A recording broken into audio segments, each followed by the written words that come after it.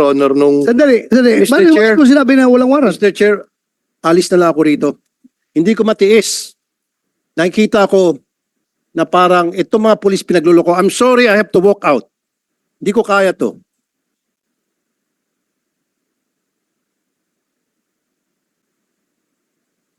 The worst thing na sabihin sa akin, binibibaby ko kayo, ay hindi ko matanggap-tanggap yan na binibaby ko. What's the use of me being the chairman of this committee kung ibibi ko kayo? Mr. Chair, I would like to congratulate those two complainants dahil they passed the lie detector test. Ibig sabihin, lahat ng mga binigay nilang statement dito from the get-go ay totoo. Simula nung pumunta sila sa radio program ko hanggang sa pagdating dito sa pangalawang hearing na ito, hindi sila nagsisinungaling and they've been very truthful. And I congratulate you both and thank you for being truthful. Talagang maasahan kayo. Ito nga po masakit eh. Ito mga kababayan natin na maliliit, kung sino pa po yung biktima, pinasok na yung bahay na wala sa tama, walang dalang warrant. Mali yung bahay na pinasok kung talagang merong talaga silang hinahabol. Of course, papalag yung may-ari ng bahay, yung pa yung kinulong. Ang masaklap, ulitin ko ulit dito, nung yung anak susundan yung tatay niya sa presinto para kumustahin, pati yung anak ikinulong. Anong klaseng hustisya meron dito? Nang bugbog pa. Sabi ko nga, kayong tatlo, nagawa nyo yon sa bahay ng Camilon family sapagkat sila'y mahirap. Kung ginawa nyo yon sa bahay ni General Bato de la Rosa, now Senator Bato de la Rosa, baka may kalalagyan kayo. I promise you, hindi nyo kayang gawin yon sa bahay ng mga mayayaman. Hindi nyo kayang gawin yon sa mga taga Forbes Park. Or maski na sa mga wala sa village na mga bahay na mayayaman. Hindi nyo kayang gawin yon. Look at me while I'm talking to you, please. Ikaw, just look at me. Huwag ka matakot, hindi kita kakain, hindi ako kumakain ng tao. Ang tapang-tapang mo, pag pobreng kaharap mo, pero pag sa akin, hindi ka makatingin. Duwag ka pala. Napakaduwag mo. Ang kaya mo lang mga pobre. Titigan mo pa siguro hanggang sa matuna, pero pag kaharap mo ako, takot ka. Bagbuntot mo. Subukan nyo gawin yun sa mga bahay ng mga mayaman. Hindi. Baka naratat na kayo. Nagagawa nyo yun sapagkat alam nyo walang kalaban-laban mga yan. And I have witnesses na dati nyo nang ginagawa pala yan. At kinukonsinti kayo na inyong chief of police. Pinasibak ko, ibinalik. Anong klaseng hustisya meron tayo sa Pilipinas? Pag pulis ang may kasalanan, binibaby-baby. Pero pag ordinaryong maliit na mamamayan natin, agad-agad nakukulong. Pag minalas-malas, sinasalvage pa. O matatagpuan na ng patay at nagbigti kuno.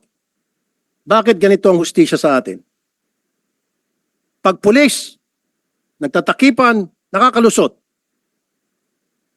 Pag pobreng kababayan natin, nakukulong agad. Yung mga karapatan, tablado. Nabubugbog pa.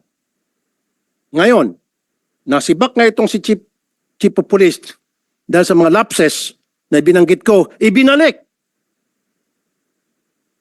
Siguro, Mr. Chair, patawag natin si Chief PNP sa next hearing kung pwede, Mr. Chair. Yes, we will do that, Senator Tolpo. Well, andito yung nagbalik, yung provincial director. Can we hear from you, provincial director? Bakit yung binalik? Sir, good afternoon. Naibalik namin, sir, based doon sa appreciation namin doon sa investigation that yung participation niya lang is yung sa radio interview na sinabi niya nga na nakabonet. So, with that, sir, yung appreciation namin, wala naman siyang kinalaman dun sa nangyari doon sa ground, kundi yung lang ang interview. So, ibinilik namin, sir. Yun lang yung recommendation namin, sir. And it was approved by the regional director, sir. Then, pwede ba natin patawag regional director? There, alam niyo ibig sabihin ng command responsibility, ano po? You understand that, right? Yes, sir. So, under the command of responsibility, may pananagutan ito sapagkat pinapayagan niya ang kanya mga tao na palaging pag nag-raid ng bahay ay nakasibilyan at nakabonet at walang suot na body cam. So how's that for a command responsibility, Colonel Relly Arnedo, sir? Sir, ulitin ko, sir, yung investigation namin kasi, yung presence of the police doon sa area is to validate the information. No, sir, pakisagot lang po yung tinatawag na command responsibility. Yung estilo ng kanya mga bata under his command, these three people, these three policemen, kapag nagsiserve ng warrant, nakasibilyan, nakabonet, nakachinelas. Your Honor, Senator Tulfo, hindi pa pala ito nakapag-out. Comsec, please administer the out.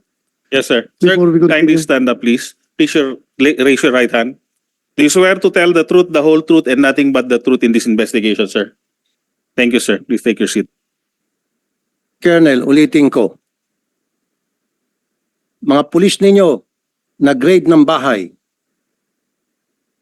nakasibilyan, nakabonet, walang body cam. May lapses doon. Ngayon, sino ang boss nila? Sino ang superior nila? Of course, the chief of police, sir. Exactly. So doon ba sa mga binanggit ko, may pagkukulang bang mga pulis doon? May lapses ba doon? Sir, kung yung pagpunta nila doon, sir, is not part on the procedure.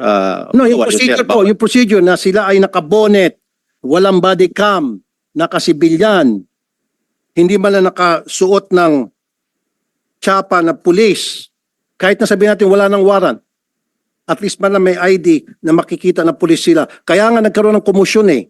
Kasi akala ng Camilon family, mga akyat bahay. But anyway, so yung procedure na yon, was the procedure violated? Yes or no lang? No, sir. No, sir. The procedure wasn't violated? Yes, sir. Yes. Pwede mag-raid ng walang body cam? Depende, sir, kasi hindi raid yung pinuntahan, sir. Kaya mag-serve ng warrant, walang body cam, okay lang na nakabonet? Pwede, sir, kung covert operation kasi yun, sir, yung nakita namin doon sa report. It is not a covert operation. They are trying to serve a warrant, Colonel Arnedo. Sir, walang warrant tong pumunta sila doon, sir. Based doon sa... So wala silang warrant. Yes, sir. Okay, bingo. Nung last hearing, sabi niya walang warrant. Sinabi dito na merong warrant, na walang warrant. So kung walang warrant, you're saying it's a covert operation, but they're insisting na pahinga sila ng untong hininga. Wait a minute, Colonel, let me finish. Huli ka na. Baka pati ikaw, paparelieve ko. Yes, sir. Makinig ka.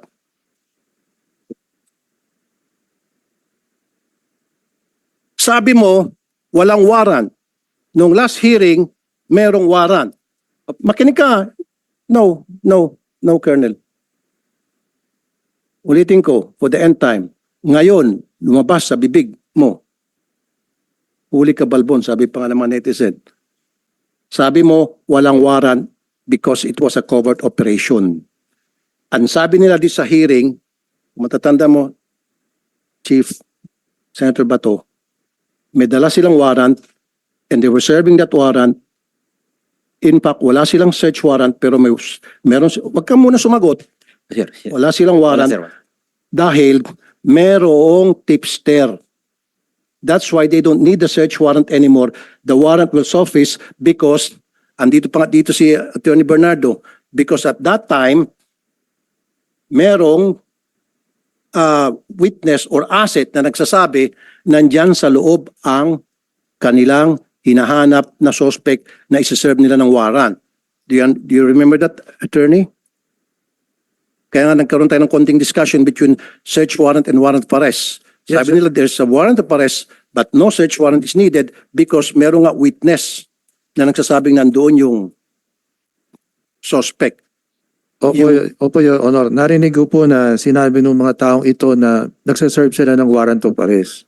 Kaya ang sabi ko nga, dapat sumunod doon sa Supreme Court issuance sa dapat naka-body worn camera po. Narinig mo, Colonel Arnedo. Ngayon, galing sa bibig mo, walang warrant at covert operation. Hindi kayo tumutugma-tugma. Dito may kita, Mr. Chair, na napakasinungaling kasama na si PD, Chief of Police at itong tatlong alipores nila. You see, Colonel, you're a bad example of the PNP. Your Honor, Senator Tulfo, klaruin mo natin. Yes. May warrant o wala? Sir, may warrant, sir. Pero Oh. yung sinasabi ko, sir, nagbabalidate nga doon sa sir, yung Chief Intel, walang dalang doon, pero nagbabalidate nga. Pero But meron there's a existing warrant yung subject. Mayroon, sir. Hindi Meron lang pa. nila bit-bit yung warrant. Yes, sir. Yun ang ibig kong sabihin, sir, na hindi lang nabitbit yung warrant because they are validating. Chief Intel po yung nandun, sir. Klaruin natin, covered ng warrant yung Yes, subject sir. na hinahanap nila. Yes, sir. Hindi lang nila Warrant. bit-bit yung papel. Yes, sir. Oh, klaruin mo Then, pag... walang warrant, dapat di kayo pumasok. Sir, actually, sir, hindi sila pumasok, sir. Sorry, Hindi sila pumasok. sorry po, Chief. Doon pa lang nagkaroon inconsistencies. I'm sorry, Chief. Yes. Parang nabibaby to eh. The way I look at it. Parang nabibaby na naman to eh.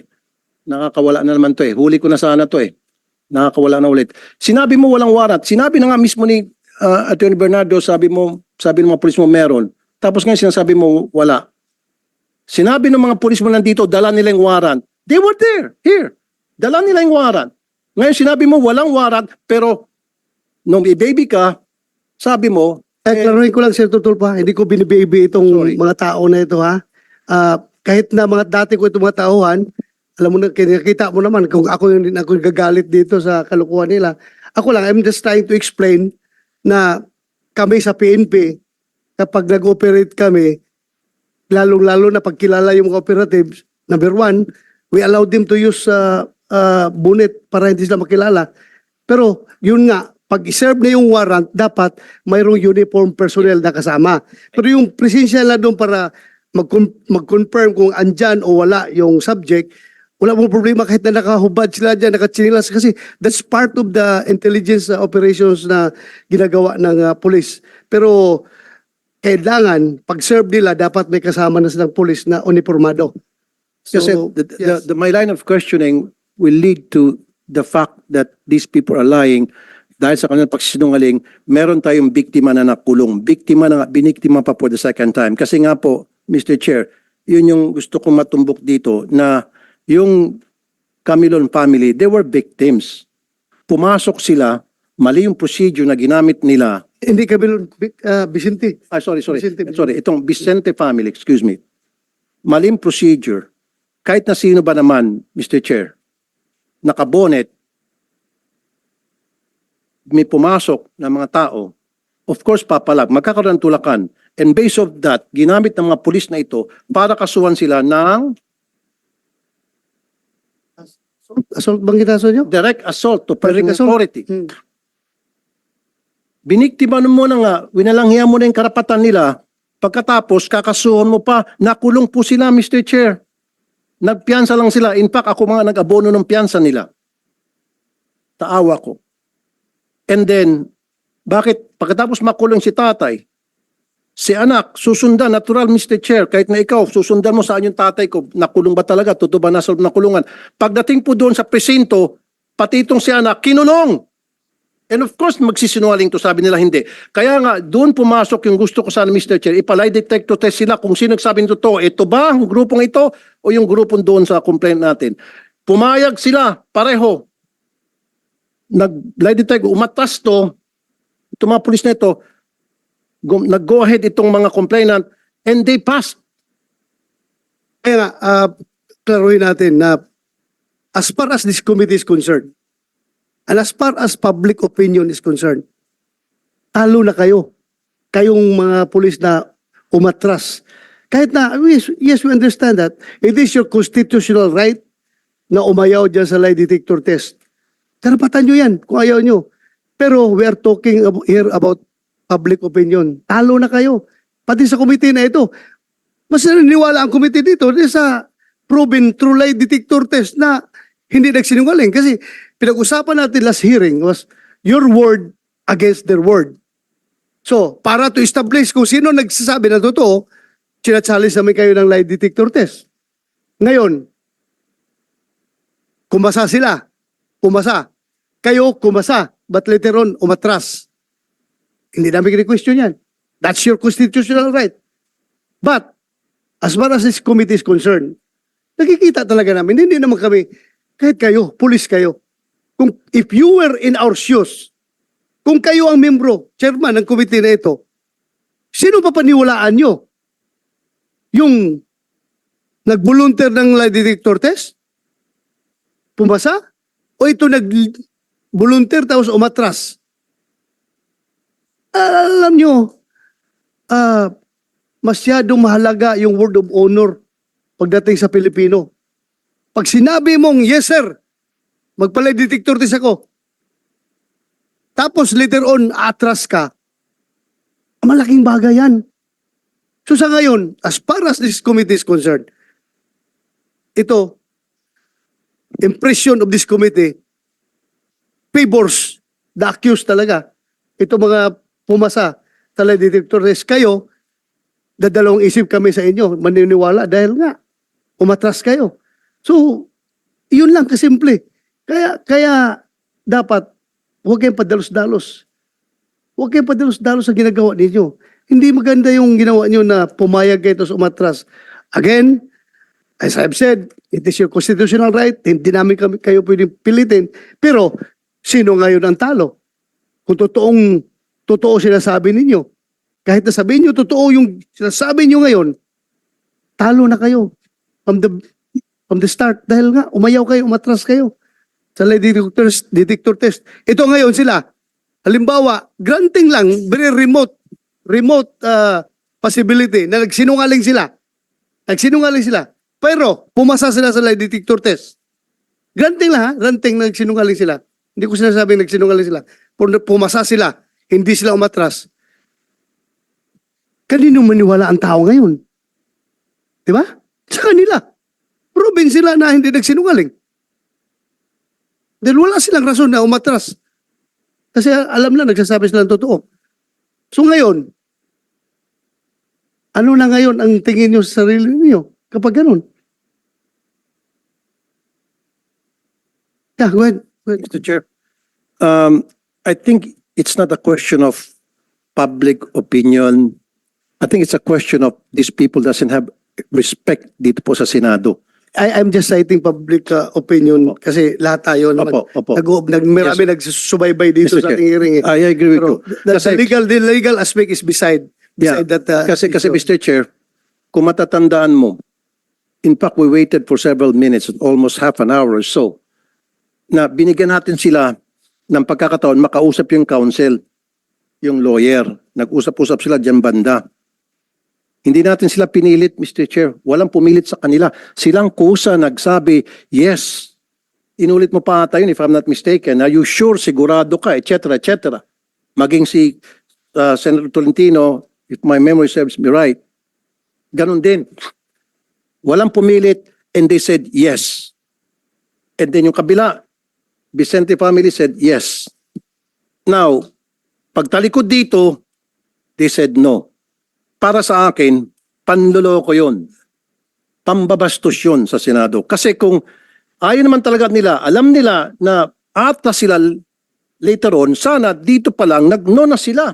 Hindi naman sila pinipilit eh. They know in their hearts. They know that, Mr. Chair, na paglabas dito Senado, magno-no sila. Alam na nila yun. Kailan dito, sa harap natin at sa harap ng publiko, pinalabas nila na sila ay mag-iya sapagkat wala silang tinatago. Yun yung point ko do, Mr. Chair. Na para wag na silang tularan, dapat ipa-show ko sila later on kung bakit hindi sila ma-cite in contempt. Kasi they could have just said no. Hindi natin sila pipilitin, Mr. Chair. Remember? Kung sinabi lang nila no sa atin, tapos na usapan. Move on tayo sa ibang topic. But they said yes. And the kabila said yes. Yun lang po yun.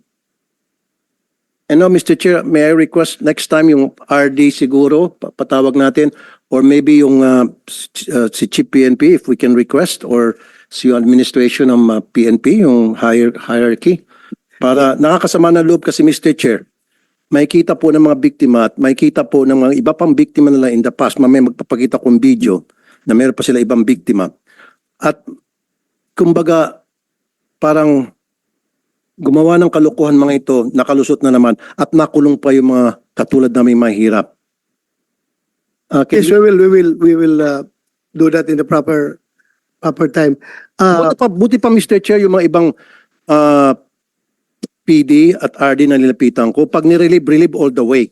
Marami na po ako naparelieve na mga chief of police na I went to the PD and RD na relieve all the way. Ito, nirelieve and then binabalik din at nagbigay lang ng rason na para sa akin very shallow, flimsy yung reason.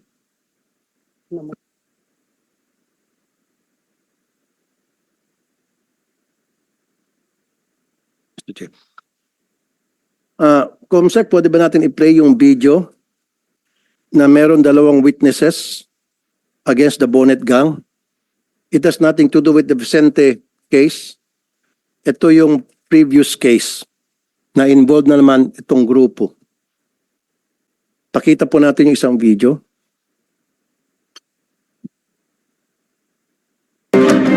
Tama ho ba? Nakabonet po sila? Lahat po sila, nagpakabonit po sila lahat. Ang lalaking tao nila, ang dami nila. Ilan Sobrang, ho nung sumugod ho sa inyo ilan? marami po sila. Kasi naglalakad lang po sila eh. Ngayon ho, ano ho, meron ho bang dalang warrant? Wala pong ganun, wala po. Ini barangay nga po, wala silang kasamang barangay. Kayo po. Wala rin pong barangay, wala rin ganun. Kung wala rin pong warrant, wala po talaga as in. Colonel Arnedo, ibang kaso yan, hindi sa kaso ng Vicente case. And alam mo, Colonel Arnedo, inconsistent ka kanina. Tapos ang masakit sa akin, pinagluloko mo itong Senado eh. Sinabi mo na walang warrant kasi nagkikasing. Anong sinabi mo ulit? Sorry? Validating, Your Honor. Hindi, meron ko pa isang sinabi na word. Yun lang, Your Honor, Hindi, meron ko pa validating. sinabi na, sabi mo walang warrant dahil, aside from validating, meron ka sinabi na word. Para, Covert operation. covert. Yes, Your Honor. Sinabi mo covert operation. So, para mailusot mo, yung hindi na sila kailangan magsuot pa ng body cam, na kailangan magsuot sila sa bonnet, you use that word covert para mapagtakpan mo yung kawalan sa procedure na hindi na rin kailangan ng barangay. Di ba? Ginamit mo yun eh. Akala mo mautakan mo tong Senado. No, Colonel, huwag kami. Kasi, and then later on, nung nagbigay sa iyo ng leading questions, si Chief Bato de la Rosa, or Honorable Chair, yes, may warrant yan. Nasa warrant, kaya lang hindi namin dala. You see, pinaikot mo kami. Covert operation and then ngayon, may warrant pala, hindi lang dala. So kung covert operation, hindi na nga kailangan ng barangay. Kung covert operation, pwede nga bonnet, tama? Kung covert operation, maski wala na ngang body cam. Pero tatanungin ko si Attorney Bernardo, for the sake of argument, covert operation, Attorney Bernardo ng NAPOLCOM, kailan ba mag-bonnet, ay body cam? Hindi. Your Honor po, kung tutukuyin ko yung sinabi po nila, kung sila ay merong covert operation or validation, this is a planned activity. Kaya dapat dala nila yung warrant of arrest. Kasi nga kung ginayak nila yun, pangalawa, dapat nakalagay yun sa logbook na meron silang operation. Sa informasyon po namin, hindi naman nakalagay na magsaserve ng warrant. At meron lang silang titignan. Kaya hindi rin tutugma. Pangalawa, kung yung sabi nila na meron silang service ng warrant of arrest, hindi po sumunod talaga sa proseso. At kung titignan po natin, doon sa nabanggit nyo pong command responsibility, kung merong ganong infraction, dapat nagkaroon na ng proseso na aalamin saan sila nagkulang at ano ang nangyari. Yun naman yung sanang pinakikiusap namin sa Chief of Police. Dapat po yung pagsusuot din ng bonnet, natukoy din po natin nung nakaraang hearing yan, Kung talaga magsaserve ng warrant, gaya ng sabi nila, dapat meron namang kasamang nakaupo uniformadong tao. Kailangan magpakilala muna. Kung sakali ang sabi nga raw nila, baka meron pang masamang mangyari doon. Kaya hindi nila isinama kagad yung pulis. Yung mga bagay po ng yun dapat mausisa rin. Pero hindi namin po pinahihintulutan na yung normal operation nakabonet. Kaya nga po, Attorney Bernardo, para mapagtakpan nitong si Colonel Arnedo yung mga pagkukulang nila from serving the warrant, bumuelta siya sa yung nagkikasing daw. Kahit rin po makikasing dapat dala na rin nila yung warrant of arrest. Kasi nga, yun kasama sa mga gamit nila na para makapagpatunay na lihitimo yung kanilang casing operation. Kasi operation pa rin po yun na nakaplano pa rin yun na meron pa rin documentation din po dapat yun. Dala dapat nila yun. So in short, Attorney Bernardo ng Napolcom, meron talagang infraction doon, meron talagang mga lapses doon. May mga procedure na na-violate. Offhand po, mukhang meron pong, kung babasihan po doon sa pagsaserve ng warrant of arrest, meron pong kulang. Kasi nga, kung wala silang body-worn camera, ang sabi po ron sa Supreme Court Kahit na covert resolution, operation, ano yung sinasabi nito? hindi rin po kasi ang narinig ko nung nakaraang meeting magsaserve sila ng warrant dapat meron silang motion sa husgado kung wala silang body-worn camera na hindi nila maisaserve na walang Okay. body-worn. So kayo pong testigo, Attorney Bernardo, na merong nagsisinungaling sa kanilang dalawa between the colonel and these three. So it's just a matter kung sinong pipiliin ni Chief Bato de la Rosa, kung sino sa kanila ipapakontempt ngayon mismo. Kasi nga, kayo pong testigo, sabi nila they were serving warrant and they have in their possession warrant of arrest. And now, at Colonel Arnedo said, walang warrant because sila ay nagkikasing lamang. So, clearly, may nagsisinungaling sa dalawa. Covert operation ang ginamit niya. Tama ba, Senator Bato? Yes, in order, it doesn't take Attorney Bernardo to decide kung sino sa kanila nagsinungaling. It's better na pakinggan natin kung sino talaga nagsinungaling sa kanila. Kasi, Chairman, Mr. Chairman, yun na, very clear na dito, established na rito na nung last hearing, we were all here, at sinabi nila, they were serving warrant. Remember? At meron silang hawak na warrant. Sinabi nila. Sinabi nila. Hindi na sinabi na may hawak silang warrant, ha? They were serving warrant. Ang sinabi nila dito. Nagsabi ba kayo na hawak niyo warrant? May dala kayong warrant? No, they said they were serving warrant. Nag-serve kayo ng warrant, di ba? Operation? Yes, Your Honor, magsaserve po kami nun. Pero hindi, Ano isi-serve niyo kung wala kayong dalang warrant? with due respect, Your Honor, lahat po yun ay documented from pag-alis namin. Actually po, planned operation dahil po pinlano po namin yun, naka-logbook po yun, naka-blatter. At So, naka-blatter, na lalakad kayo, mag-serve kayo ng warrant? yes, Your Honor. Saan Your yung Honor, blatter? Saan yung blatter na yan? Okay, part po yun sa mga sinabit Okay, namin na ayan na naman, Mr. Chair. Palagi nadudulas, magsaserve sila ng warrant. At again, kumukontra naman sinasabi ni Colonel Arnedo, yung kanilang PD, na walang warrant dahil sila ay nagkikasing lamang. Again, hindi na naman tumutugma. Ang daming hindi pagtutugma-tugma. Covert operation, hindi, hayaan mo siya magsalita. Let him speak. Do not stop him. Isa ka pa. See, sandali, hindi, I'm not talking to you, sir, Colonel po. You see?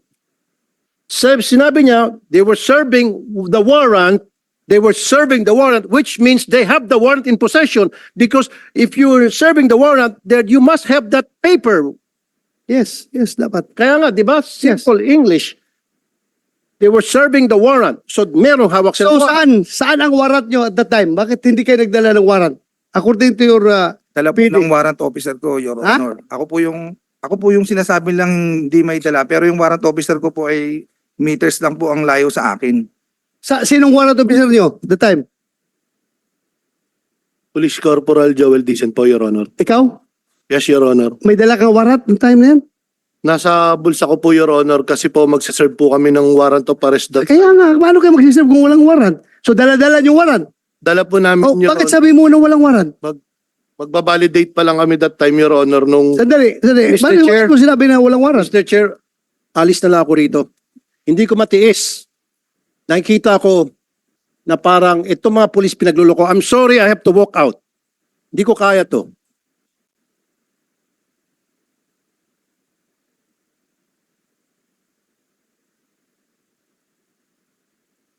Dahil patuloy tayo, tuloy. Sabi mo walang warrant. Sir, based dun sa report, sir, pagbabalidate nga sila, ang warrant of arrest is nasa warrant officer, sir, which is not part of the validating team. Yun nga, dapat pinintindi nyo kasi ni Tortolpo nang may hawak ng warrant, yung warrant officer. Ay, sir. Sila, Di- intelligence officer, nagsusurveillance sila kung nandoon yung subject. Di ba? Yes, sir. Kasi pag-serve ng warrant, siya na magsiserve ng warrant. Yes, Your Honor. Naintindihan ko kayo. Naintindihan ko kayo. Yung procedure na yan, ginagawa ko yan nung panahon ko. Ganun man talaga. Magsiserve ka ng warrant. Alangan naman magsusurveillance na ka-uniforme. Bulabog na kayo. Layas na yung subject niyo kung naka-uniforme. Ganun lang yun. That's one.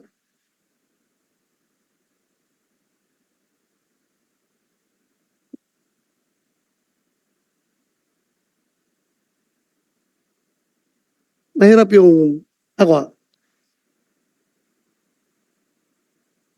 The worst thing na sabihin sa akin, binibibaby ko kayo, ay hindi ko matanggap-tanggap yan na binibaby ko. What's the use of me being the chairman of this committee kung ibibi ko kayo? For the record, wala naman sigurong makapagsabi dyan na sinong pinakamaraming na-contempt na pulis dito sa Senado? Kaninong komite pinakamaraming na-contempt na pulis at saka mga witnesses? Ako. Kaya wala akong pakialam kung sino kayo, kung dati ko kayong tao, basta kamali kayo, mamalasing kayo sa akin. Pero pag kayo naman gumagawa ng tama, hindi na ako papayag na wawalang hiyain kayo. Di ba? Fair lang tayo dito. Fair. Ayaw kong sabihin, porque dati akong pulis, bibibihin ko kayo? No. Record shows. And record will vindicate me na ako ang pinakamaraming pinakulong na pulis dito sa Senado. Ako ang pinakamarami. Pero record shows also, kapag nakita ko na ang pulis ay totoo ang sinasabi, ay by all means, dipinsahan ko rin yung pulis. Di ba? Bakit naman wawalang hiyain yung pulis kung dapat hindi dapat walang hiyain? Ganun lang ako, fair lang ako dito.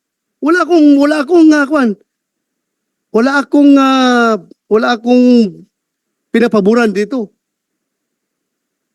The most insulting action is for that kasama mo dito, mag-walk out, walk-outan ka.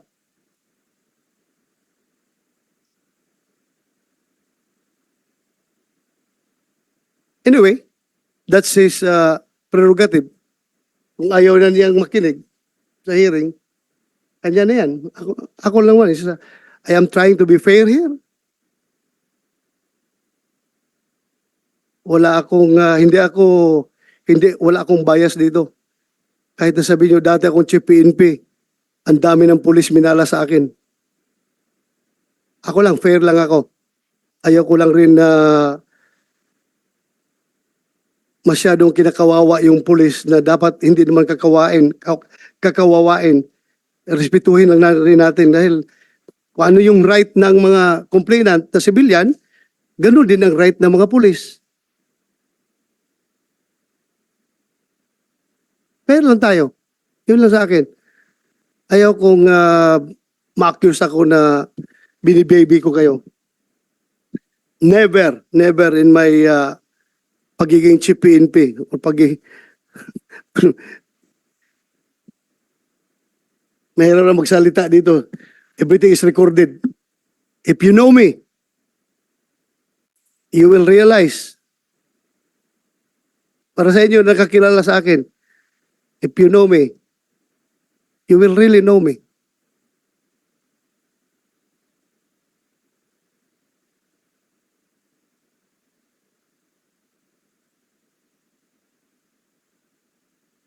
Hindi ko lang matanggap-tanggap, for the record, na kayo ay pinagmumura dito. Ha?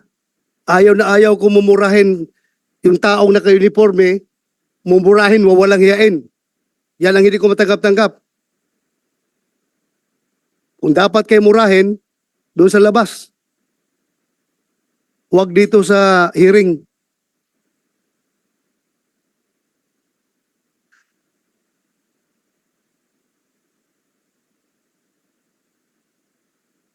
Kasi alam ko, gaano kahirap maging pulis.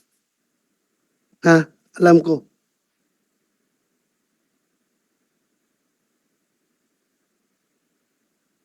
Paglabas mo pa lang dyan sa pintuan ng bahay mo, hindi mo na alam kung magkakabalik ka ng buhay sa mga anak mo pagkahapon. Kaya dapat respetuhin natin yung pagiging pulis. At doon naman sa mga abusadong pulis, dapat talaga may kalalagyan kayo. Kayong mga abusadong pulis. Dahil niyuyurakan ninyo yung uniforme, yung badge na suot-suot ninyo. Hindi kayo dapat magiging pulis. Pero my God, sabi ko sa inyo, I am your number one enemy kung masama kayong pulis. Hanggat saan tayo aabot, kahit matanda na ako, hindi ko kayo atrasan sa anong gira gusto niyo. Anong warfare gusto nyong ilalaban sa akin, hindi ko kayo atrasan kung si Raulo kayong pulis. Pero kayo matinong pulis at kinakawawa, my God, I will offer my life to you. Ganun akong klaseng tao.